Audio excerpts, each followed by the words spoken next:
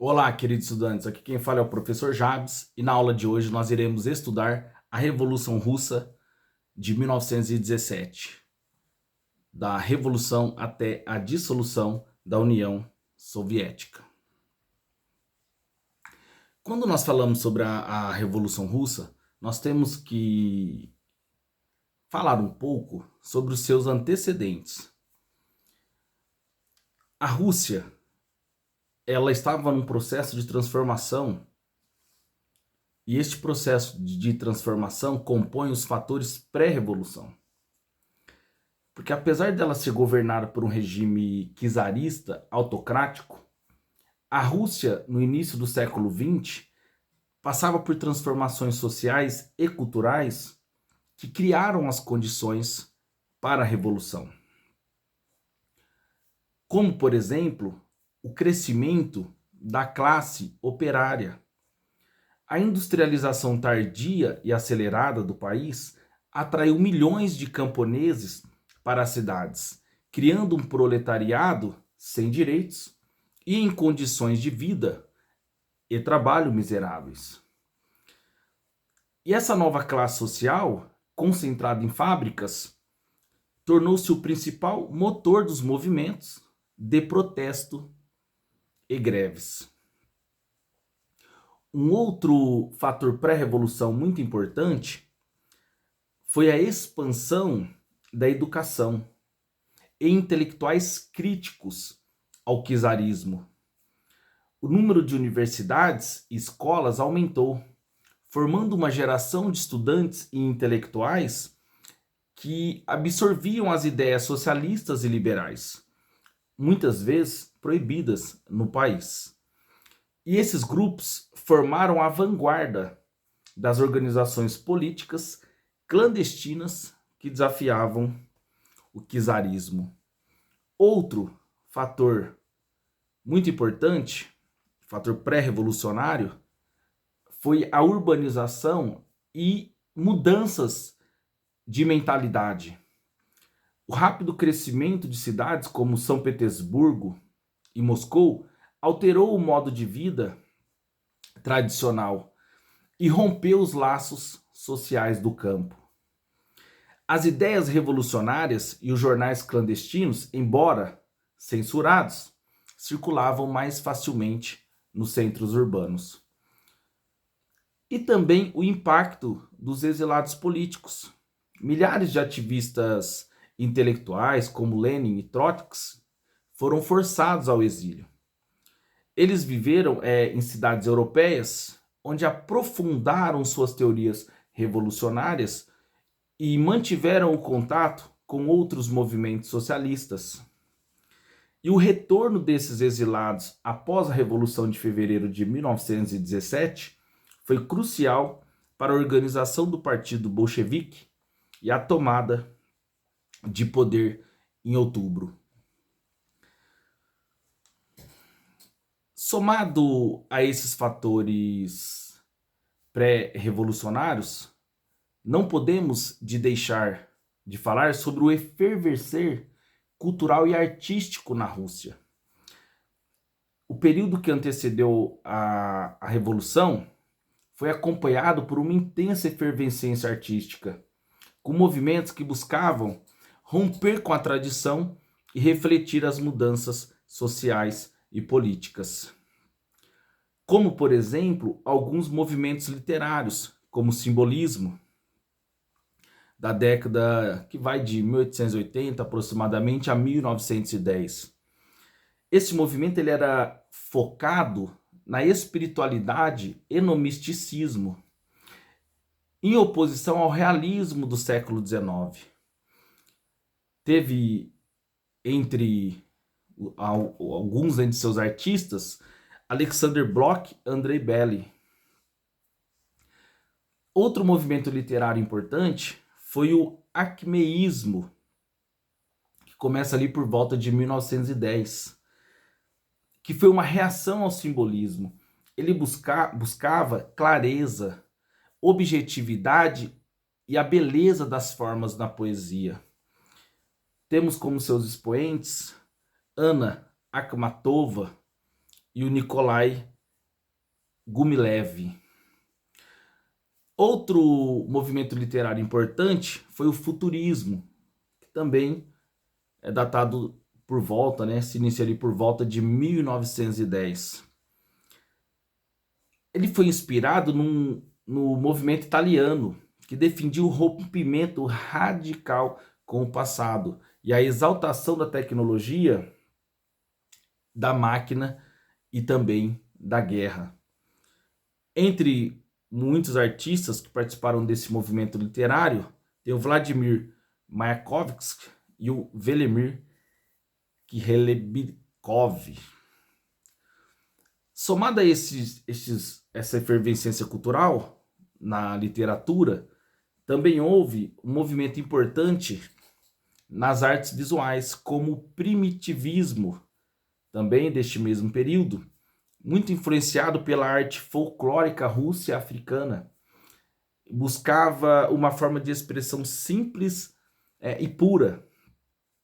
Aí teve como artistas Natalia Goncharova e Mikhail Larionov. Outro movimento nas artes visuais foi o suprematismo, todos aqui da década de 1910, fundado por Kazimir Malevich, que focava na geometria pura e na abstração. O Quadrado Negro é a sua obra mais famosa. E por fim, o construtivismo, que já é pós-revolução, que acreditava que a arte deveria servir à sociedade. Artistas trabalhavam com arquitetura, design e propaganda para construir um novo mundo. Aí temos artistas como El Lissitzky e Vladimir Tatlin. Estou falando um pouco sobre esses movimentos artistas literários porque um mundo em revolução, ou uma revolução, não é algo comum. Não é um processo simples, ele é complexo. Então, nesta aula de hoje sobre a Revolução Russa, nós iremos abordar o máximo possível de contribuintes para que a Revolução eclodisse. Vamos buscar entender a Revolução para além das questões econômicas e para além das questões sociais. Vamos somar tudo, as questões sociais, políticas, culturais, artísticas, para melhor compreender esse todo que compõe a sociedade em suas múltiplas dimensões, que deu origem à Revolução, que levou, né, a Rússia ao fim do czarismo, e a Revolução de Fevereiro e depois a Revolução de Outubro, que instituiu o primeiro Estado socialista da história da humanidade. Então, por isso que não vamos ficar nesta aula somente com as questões puramente políticas, econômicas, ou seja, o atraso do feudalismo, né, esse processo de transição para o liberalismo e socialismo, ou seja, as ideias políticas e econômicas do século XIX, que irão, né, influenciar profundamente a Rússia em seu processo revolucionário. Vamos entender melhor que Rússia é essa, quais as características do Império Russo. Vamos falar um pouquinho sobre a história social da Rússia, para depois chegar, enfim, na Revolução, e aí de uma forma muito mais objetiva compreender o processo, né, revolucionário, ou seja, a Rússia pós-1917. Quais foram o papel dos intelectuais e artistas na Revolução? Primeiro, um apoio inicial. Muitos intelectuais e artistas, né, como Mayakovsky, eles viram na Revolução de Outubro a oportunidade de criar uma nova sociedade, uma nova arte, livre das amarras do passado. E irão pôr a sua arte a serviço do Estado bolchevique. E o talento destes artistas, né, para criar cartazes, propagandas, murais e filmes será muito utilizado pelo regime para glorificar a Revolução. Portanto, a partir de 1920, com a consolidação do poder do Stalin, a liberdade artística ela começará a ser suprimida. E apenas o realismo socialista foi permitido. Todos os outros artistas, né, serão perseguidos por não se adequarem às novas exigências, né, do stalinismo. Muitos serão inclusive presos, executados. De todos os artistas que contribuíram para a Revolução, Mayakovsky talvez foi o maior desses propagandistas. Após instalado, né, o governo bolchevique, ele se responsabilizou pela confecção de cartazes e panfletos, estimulando a participação popular, o aumento da produção, as mudanças coletivas, criou slogans e até mesmo livros didáticos. Inclusive, ele fará um poema em homenagem, né, a Lenin, após a sua morte, né, em 1924, que separei aqui um trecho para recitar para vocês. Dessa bandeira de cada dobra novamente, vivo Lenin conclama, proletários, formem-se para a última batalha, escravos, endireitem as colunas e os joelhos, exército dos proletários, levante-se esguio, viva a revolução radiante e veloz, essa é a única grande guerra de todas que a história já viveu. Para melhor estruturar, essa aula será um pouco longa, né? Mas será muito rica. Nós iremos falar um pouco agora de um conjunto de elementos que compõem o atraso do Império Russo e que levará à sua derrocada na história. Então falaremos sobre a crise agrária, as características do czarismo autocrático, o atraso industrial, a participação do Império Russo, a guerra do Império Russo contra o Império do Japão, a guerra russo-japonesa, o Domingo Sangrento e também a oposição política. E também farei uma breve contextualização sobre as condições econômicas, políticas e culturais da Europa no período. Ou seja, né, falaremos sobre a crise do imperialismo neste contexto também de Segunda Revolução Industrial, não somente na Europa, né, mas nos Estados Unidos. Então, vamos lá falar um pouquinho sobre os elementos constituintes para vocês entenderem o porquê que a Revolução Russa, né, ocorreu, né, uma revolução socialista ocorreu na Rússia. Que Rússia é essa? Vamos falar um pouquinho então sobre a história social e política e econômica da Rússia antes da Revolução. Um dos elementos que levou a revolução, a crise, né, do czarismo, foi a crise agrária. Primeiro porque nós estamos falando, né, de um regime feudal, o modo, a economia do Império Russo estava organizada aos moldes do feudalismo, pautada na servidão, ou seja, né, era um atraso histórico. E embora, né, a servidão, quando a Revolução ocorreu, ela tinha sido abolida, né, portanto é uma abolição incompleta. Então havia um descontentamento social muito grande. Outro fator que aprofundava então a crise agrária, né, para além, né, do modo de produção econômica, né, do feudalismo, que é baseado numa economia de subsistência e não de mercado, e adoção, né, de métodos rudimentares que tem como consequência a baixa produtividade, no Império Russo havia uma concentração de terras e o que causava uma enorme desigualdade social. Então, a pequena propriedade ela era insuficiente e inclusive eram as áreas com baixa fertilidade do solo, né? Que produziam muito pouco, de baixa produtividade, baixa fertilidade e baixa produtividade. E quem mesmo concentrava a posse das terras no Império Russo era a nobreza.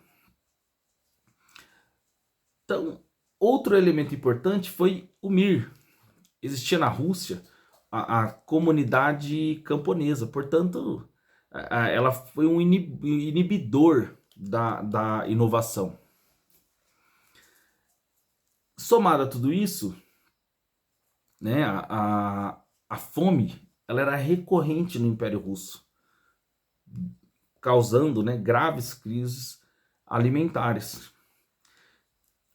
E também a ascensão de uma classe camponesa rica, né, os kulaks, com K-U-L-A-K-S,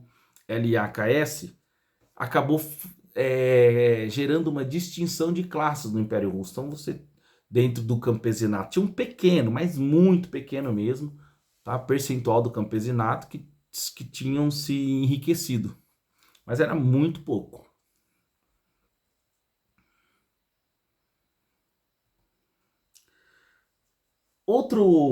Então, o primeiro elemento que vai levar à crise, né, do Império Russo, do czarismo, é a crise agrária, né? O segundo elemento é o czarismo autocrático. Primeiro, que o czar, né, que era uma figura sagrada, detinha o poder absoluto. Então, a Rússia era uma teocracia czarista, né, uma autocracia, e o povo não tinha representatividade, faltava representatividade no sistema político do Império Russo. A burocracia ela era ineficiente e corrupta, ou seja, o aparelho estatal era inchado, né? No qual ocorria uma corrupção generalizada, inclusive o nepotismo era uma prática comum, né, e desenfreada no Império Russo. O exército e as forças de repressão compunham um pilar do regime, que é a polícia secreta, a Okhrana, e também os cosacos, que tinham esse papel de controle social por meio da violência. E a Okhrana, que era a política secreta, ela ficava investigando, ou seja, qualquer crítica ao regime ou movimento social crítico ao regime era sufocado imediatamente com muita violência, como vocês virão mais para frente, como por exemplo o que ocorreu no Domingo Sangrento.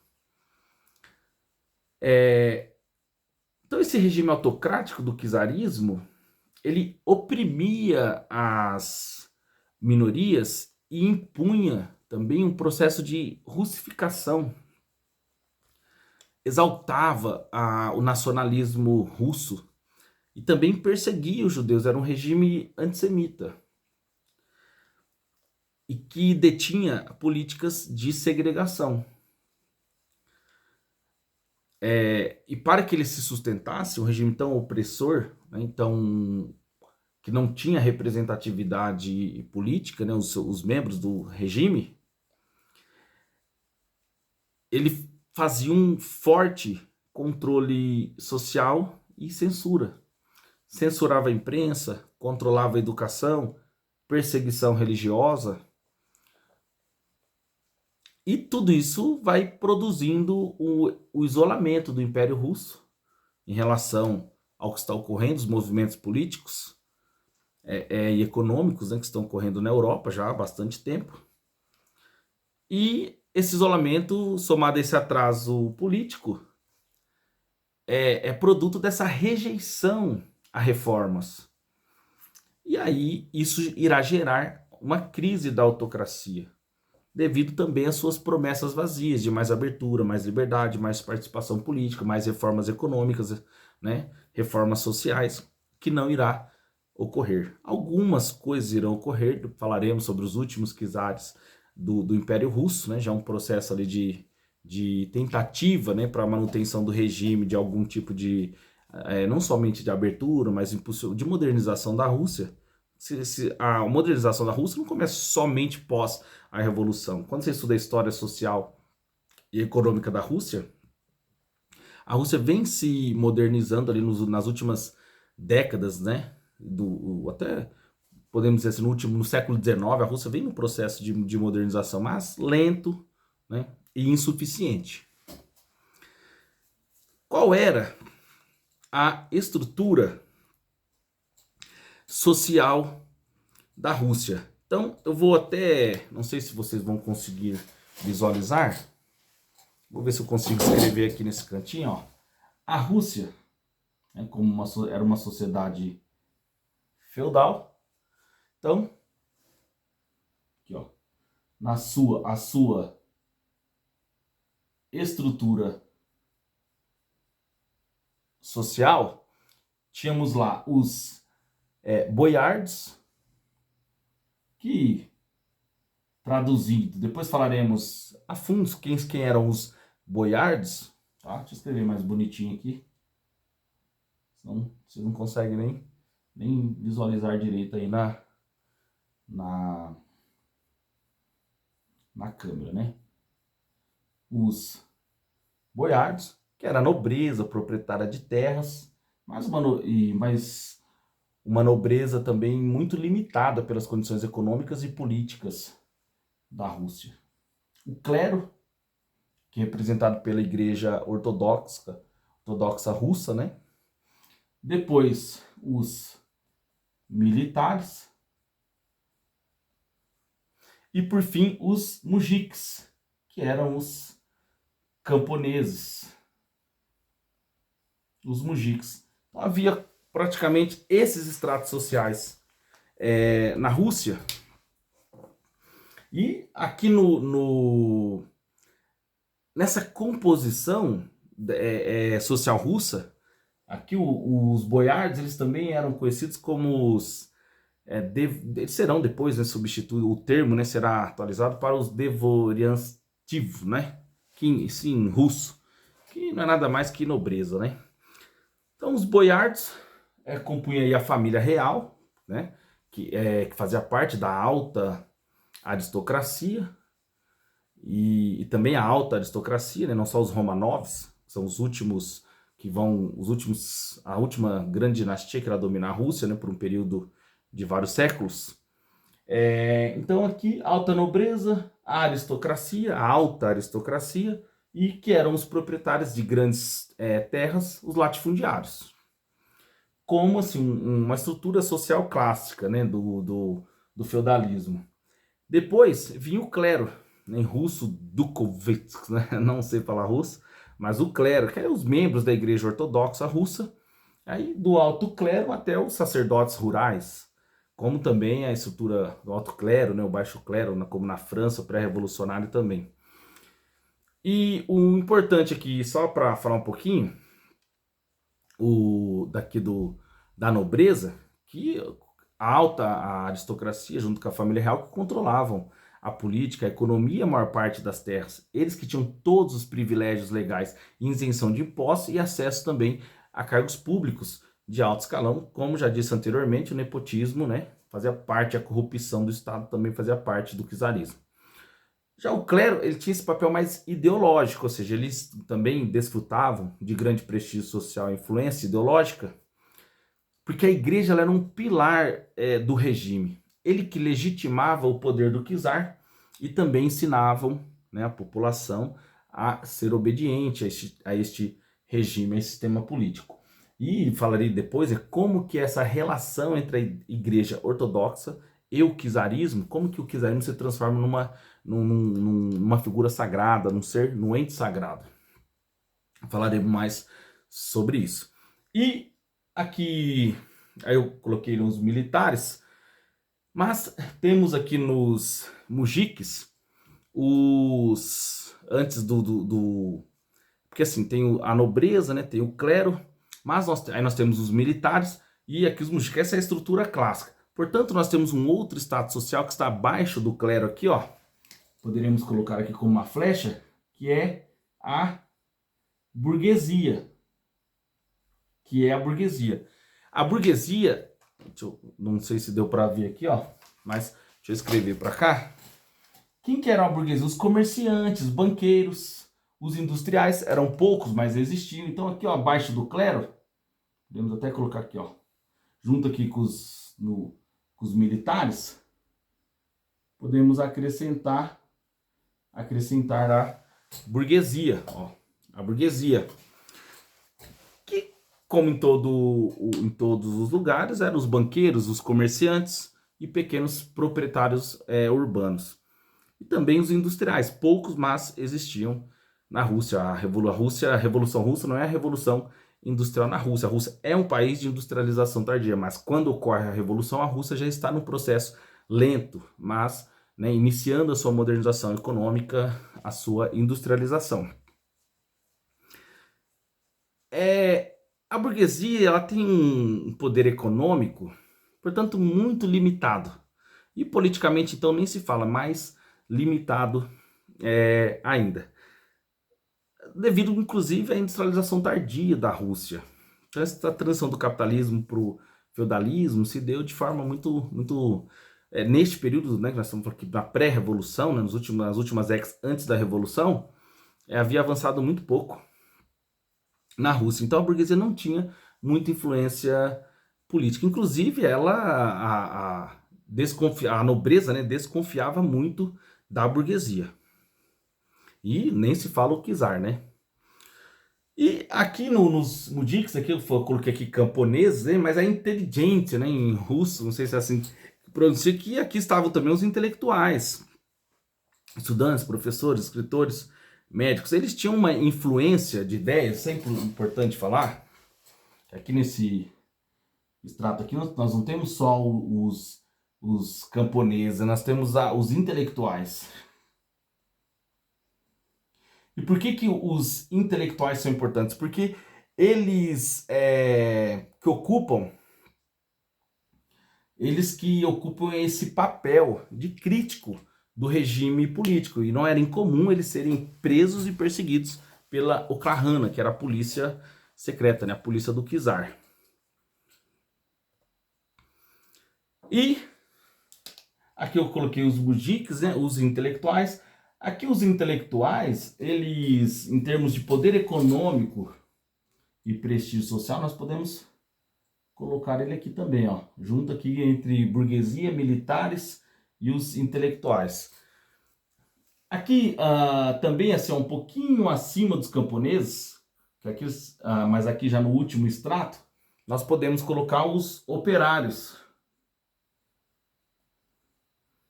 Porque com essa incipiente industrialização que ocorre na Rússia, né, no Império Russo, surge um operariado urbano que vive melhores, não péssimas condições, péssimas mesmo, mas melhores do que os camponeses.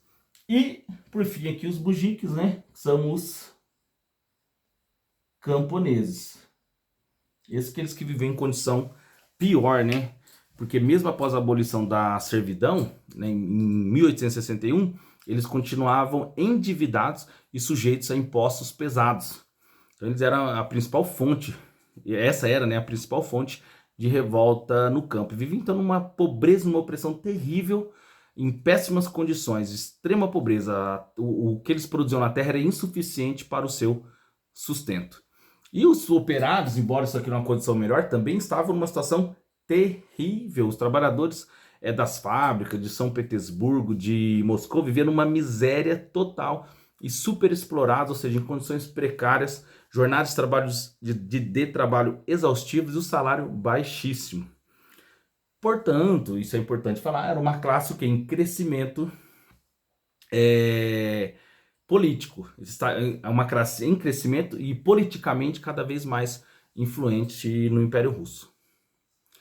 Então, aqui montamos aqui um esboço da estrutura social da Rússia. Eu prefiro sempre os boiardos, aqui a nobreza, né, o clero, os militares e, por fim, os mujiks, os camponeses. Tá? E algumas classes que tinham ascendido socialmente viviam numa condição um pouquinho melhor, que eram a burguesia, né, comerciantes, banqueiros e industriais, mas com pouco prestígio político, e os intelectuais, que era uma classe importante, porque ela que faziam a crítica ao czarismo, portanto, né, sofriam com a perseguição e a opressão do czar.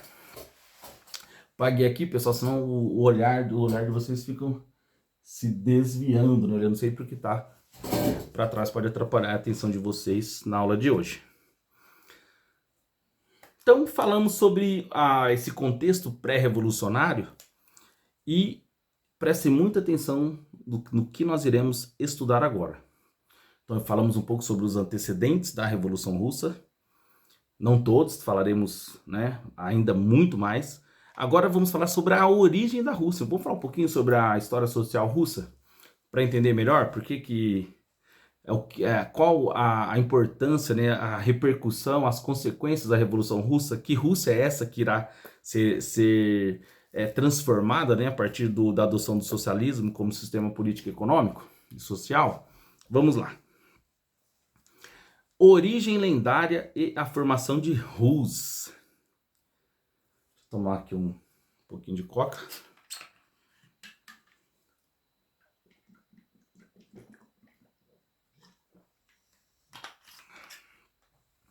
Classe. Origem lendária e a formação de Rus.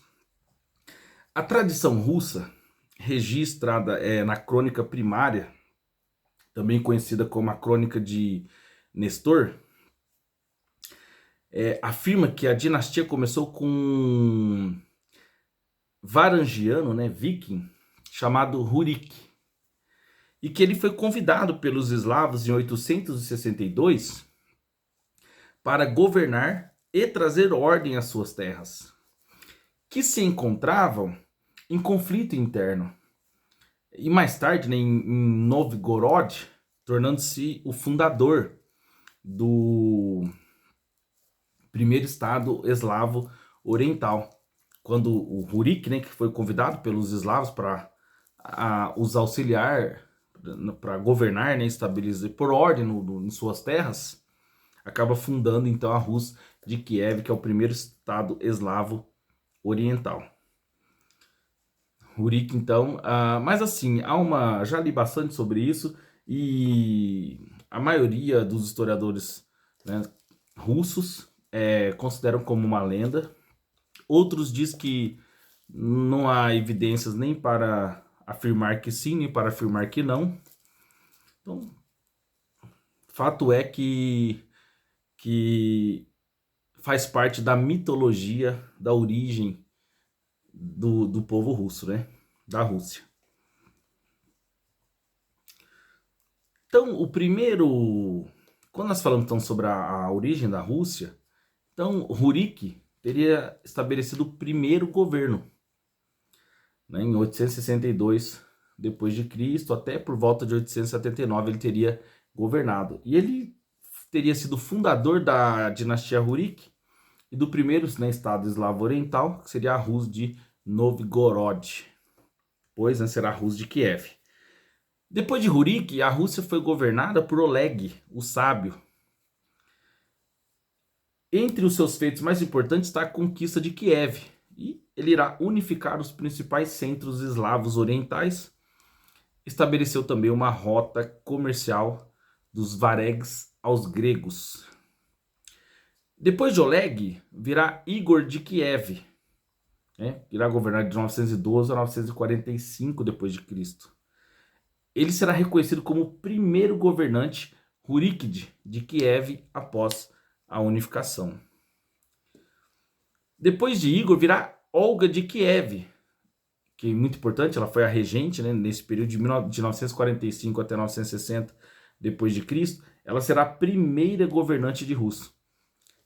Sabe o que? A se converter ao cristianismo, embora os seus súditos não se converteram. Depois virá o Sviatoslav I, grande guerreiro, expandiu o território russo para o leste e para o sul, travando guerras contra os búlgaros e o Império Bizantino. Depois virá Jaroslau I, o Sábio. No período do Jaroslau, o seu reinado, né, ele ficou conhecido como, considerado o auge da Rússia de Kiev. E outro fato, né, muito importante do seu governo foi que ele que promulgou o primeiro código de leis, que foi o Russkaya Pravda, e também promoveu a cultura e a educação. Depois, Demétrios III, já de 1359 a 1389, ele que vencerá a Horda de Ouro na Batalha de Kulikovo, em 1380, marcando o declínio do domínio mongol tártaro. Será sucedido por Basílio III, já em 1505 a 1533, já na Idade Moderna. Ele continuou a política expansionista do seu pai e anexou os últimos principados russos independentes. E então aqui eu coloquei aqui algum conjunto, né, de czares aqui, né, da história da Rússia. Aqui chegamos até o século, já no início do século XVI. E vamos falar um pouquinho também, que vale a pena, acho que vale, né, muito a pena, sobre mais alguns czares. Depois deixa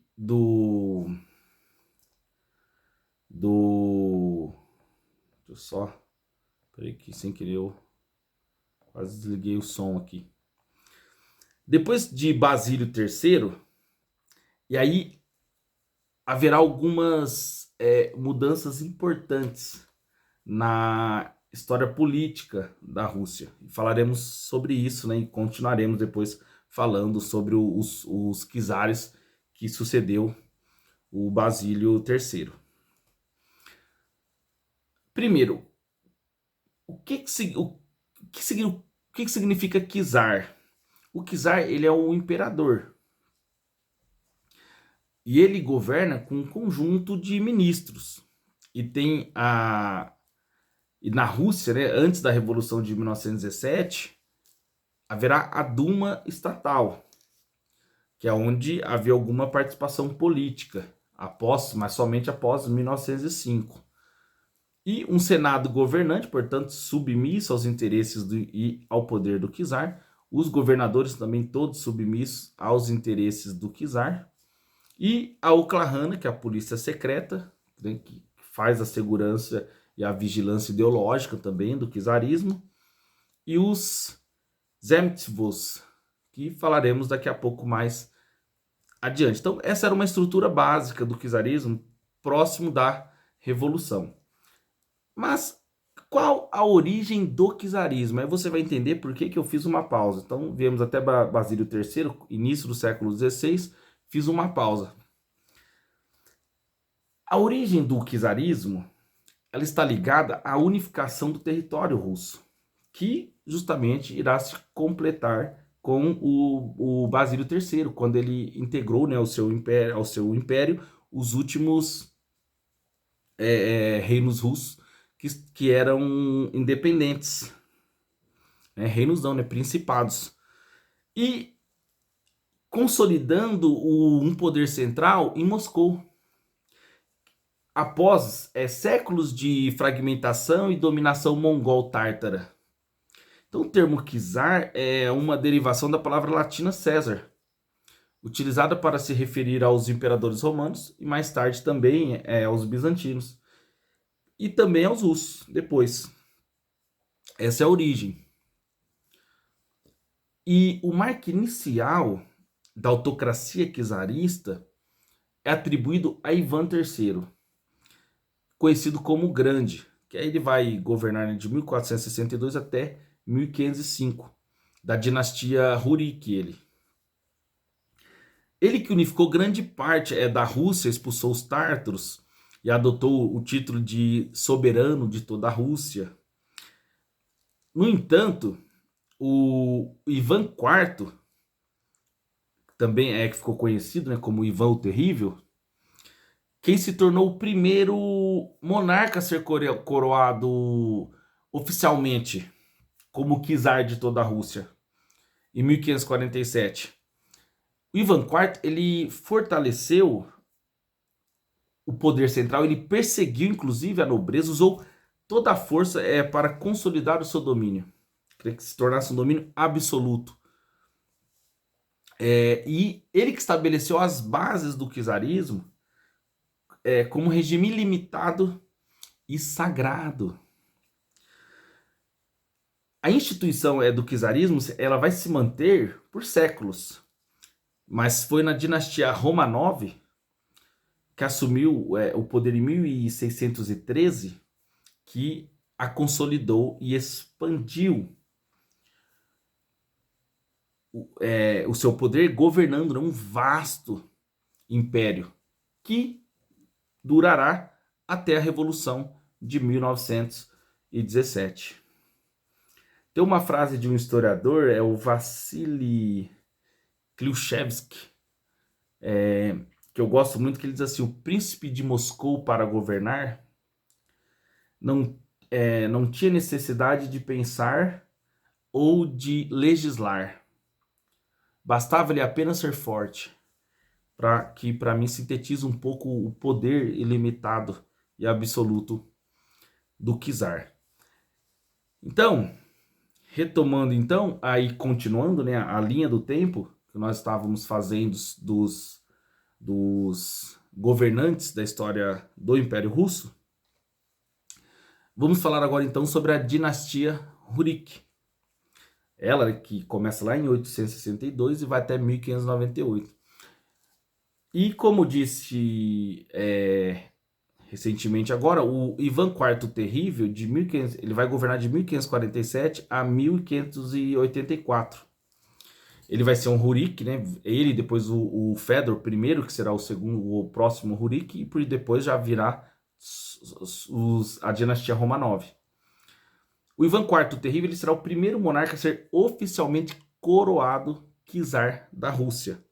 Os outros foram expandindo, né, o controle sobre outros territórios, até que todos os principados fossem incorporados e formassem o grande Império Russo.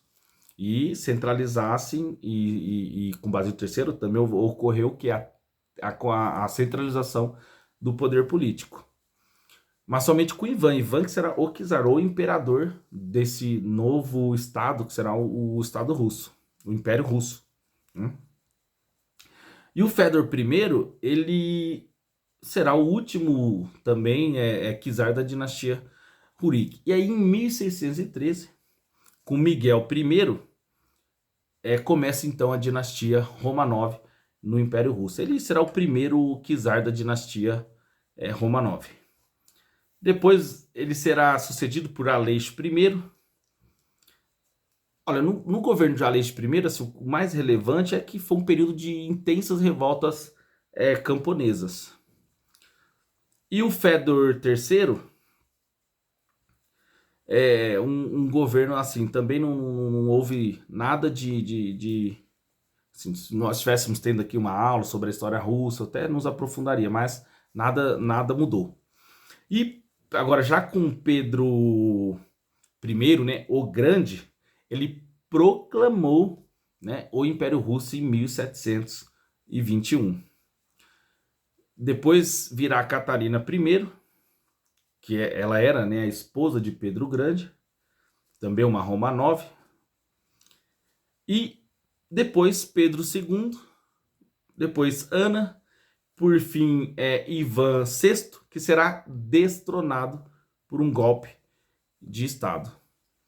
Depois Isabel, já em 1741, ela vai governar até 1762. Pedro III, que vai governar somente em 1762, tem uma curiosidade que ele será deposto, ele governou por poucos meses, ele será deposto por sua esposa, Catarina II, a Grande, né, que vai governar de 1762 a 1796 o Império Russo. E Catarina é importante que ela expandiu o Império Russo e também promoveu algumas reformas.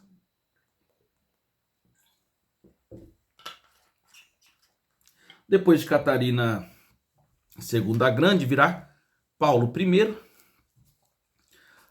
também um Romanov, e Alexandre I. Alexandre I, eu ia passar por ele, mas Alexandre I é importante que ele foi quem derrotou a invasão de Napoleão Bonaparte. Depois, Nicolau I foi um dos czares mais autocráticos e repressivos da história do Império Russo. Alexandre II, já em 1855 a 1881, ele foi importante também. Foi ele que aboliu a servidão. Como eu disse anteriormente, embora ele aboliu a servidão, né, ela foi uma abolição incompleta. E, por fim, o Alexandre III, já em 1881 a 1894, que foi um governo muito conservador e repressivo. E aí começa, então, depois, né, de Alexandre III, vem quem? Nicolau II, que é o último, né, czar da Rússia, que vai governar de 1894 até 1917. Ele vai ser o último czar da Rússia e também ele será, né, em 1917, executado com sua família na Revolução Russa de 1917.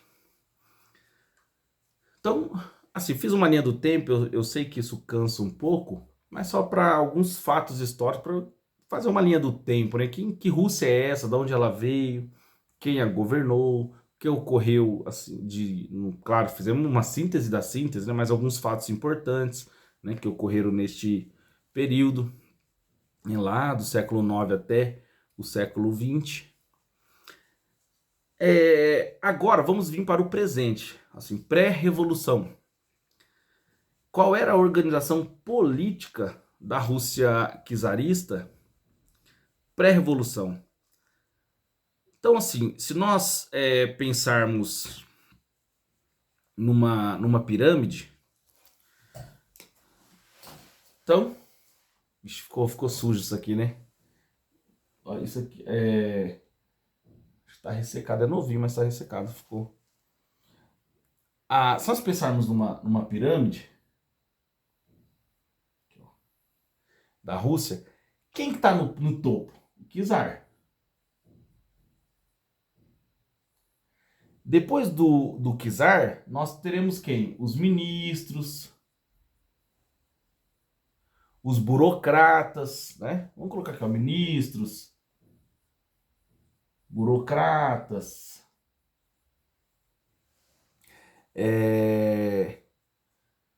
governadores, né? Ou seja, todo aquele conjunto, né, da elite governante. Pronto, definimos a elite governante.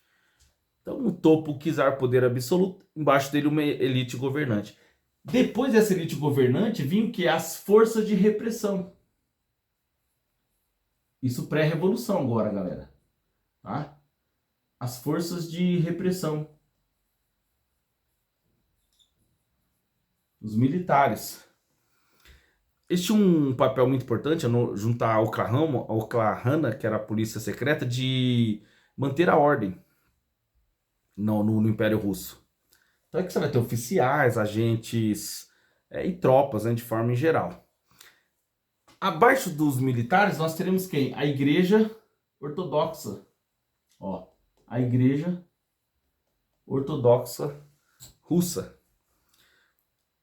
Aí terá o patriarca, os bispos, o clero. E, por fim, abaixo de tudo, vem quem? A população. Vocês percebem que isso aqui é o que? É a estrutura política. Essa organização política, essa é a distribuição do poder político na Rússia. Então começa lá com o poder absoluto do czar, depois a elite governante que governa junto com o czar, que é a nobreza, né? Depois as forças de repressão. Depois das forças de repressão, a igreja ortodoxa, o clero, né, que é o patriarca, os bispos e os próprios os sacerdotes, né, de forma geral. E aqui, por fim, a população. Assim, havia na Rússia os zemstvos, né? Que seria o órgão, como se fosse uma espécie de assembleia, em que os camponeses, que essa população é composta por quem? Pelos camponeses, pelos operários, pelos intelectuais e pelas minorias. Então, aqui nos Zêmitos, né, a espécie de câmera, participavam uma forma de assembleia, né, mas assim, alguma pequena, né,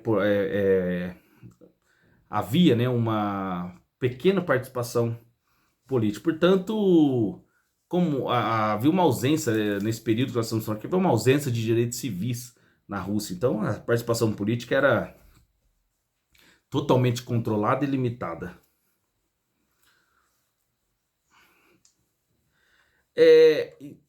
E algo importante, então, ainda na pré-revolução, a dinastia Romanov, que vai governar, né, por um período aí de quase, né, de praticamente 3 séculos a Rússia, vai desde 1500, né, até de 1500 não, isso os Roman, né, com Roman Yorick Zakharin, quando sobe o poder, até o Nicolau II. Qual a origem da dinastia Romanov?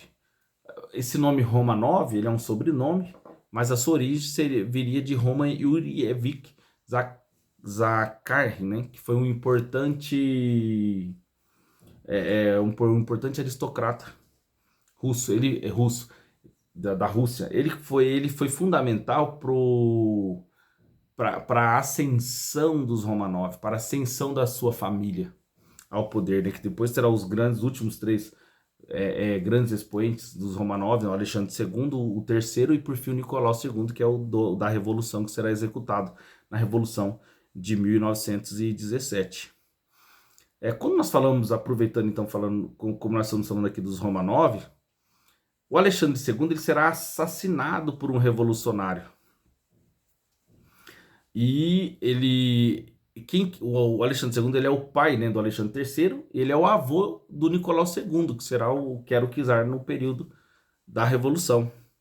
O terceiro ele morre de doença mesmo, né? Segundo conta a história de nefrite. E ele é o filho do Alexandre II, né, e o pai do Nicolau II, que será deposto pela Revolução de 1917, né, Revolução de Fevereiro, e posteriormente será executado na Revolução de Outubro. Quando nós falamos do Nicolau II, nós temos que... Vamos falar um pouquinho também sobre o Alexandre II, né, que é o primeiro dos últimos três, né, que é o avô do Nicolau II, que será executado na Revolução. Foi ele quem aboliu a servidão na Rússia em 1861. Que liberou, galera, não foi pouca coisa, 23 milhões de camponeses.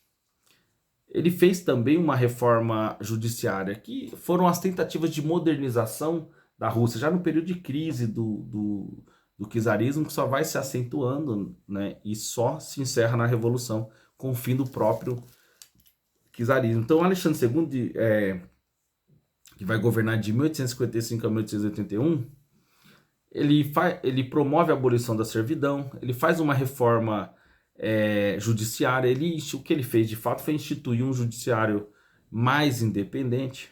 Ele também fez uma reforma militar, ele reduziu o tempo de serviço obrigatório, ele também moderniza o exército.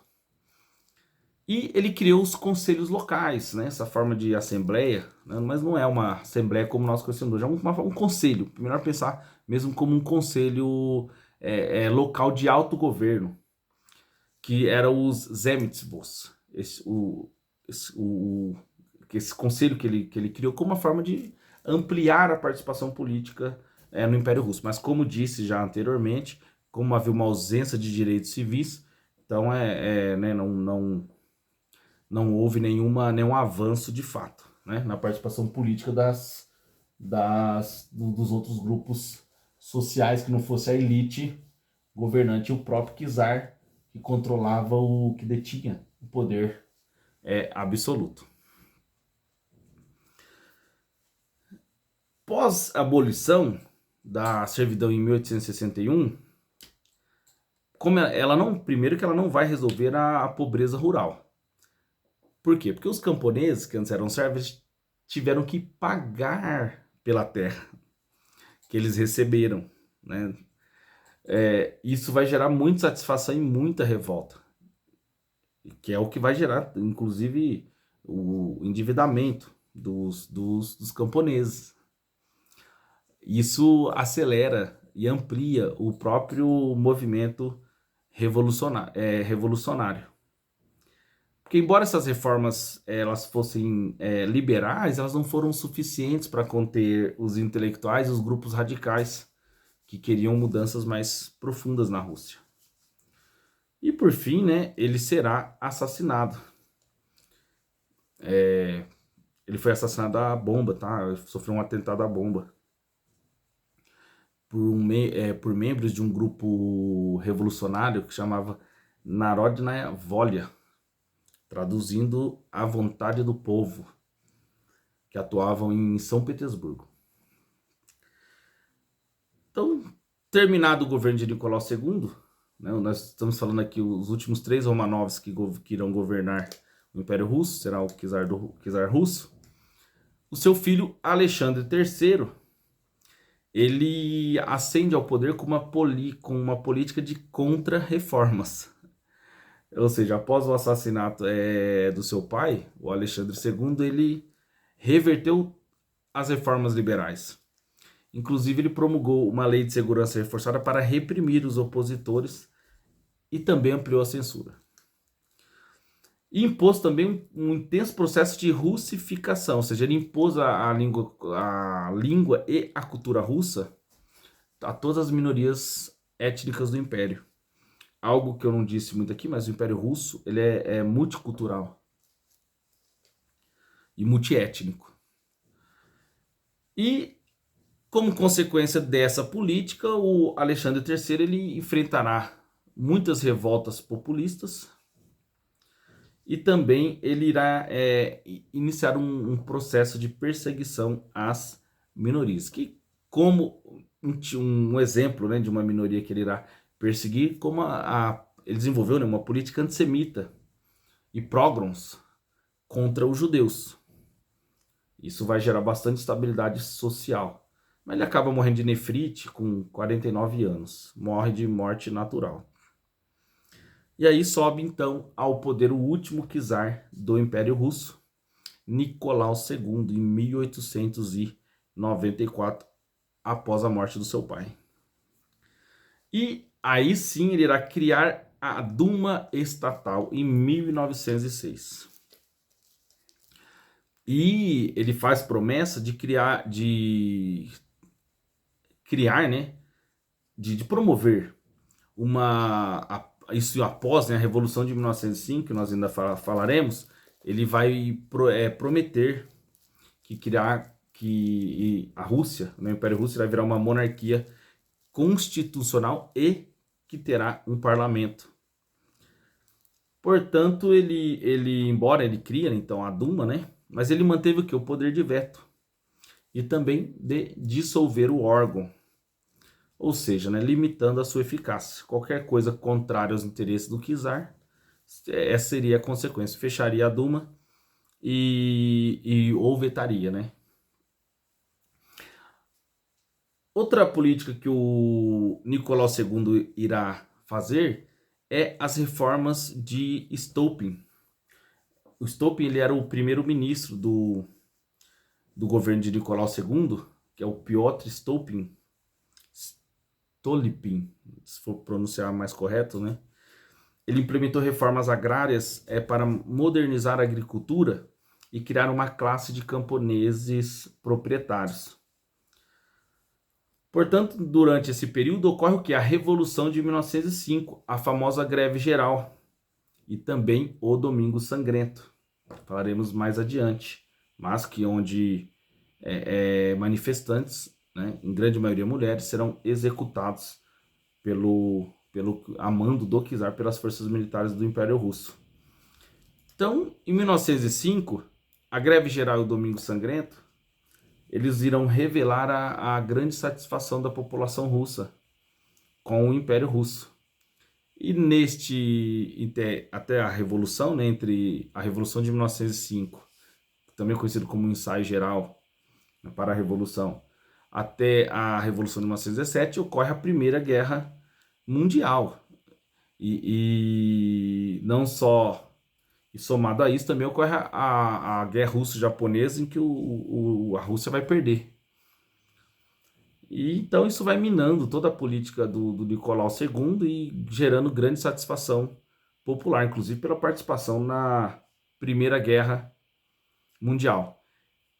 E um personagem importante deste período foi o Rasputin. E que ele, né, foi muito influente junto à família real, que acaba, né, prejudicando a imagem da família real, né, devido à influência desse místico. Acabou minando ainda mais a imagem do czar. E por fim, na Revolução de Fevereiro de 1917, o Nicolau II irá abdicar sob pressão militar e popular, e ele vai ser detido, né, junto com a sua família e mais tarde executado pelos bolcheviques em julho de 1918. Pessoal, vou parar o vídeo aqui, depois eu coloco uma parte 2 porque disparou um alarme e aí pode prejudicar o áudio da nossa gravação. Então daqui a pouco eu volto aí com a parte 2. Então chegamos aqui na Revolução. Aí iremos falar um pouquinho sobre outras... falamos sobre o czarismo, que era o sistema político do Império Russo. Falaremos agora sobre o atraso industrial. Qual era a real condição da indústria antes da Revolução Russa de 1917.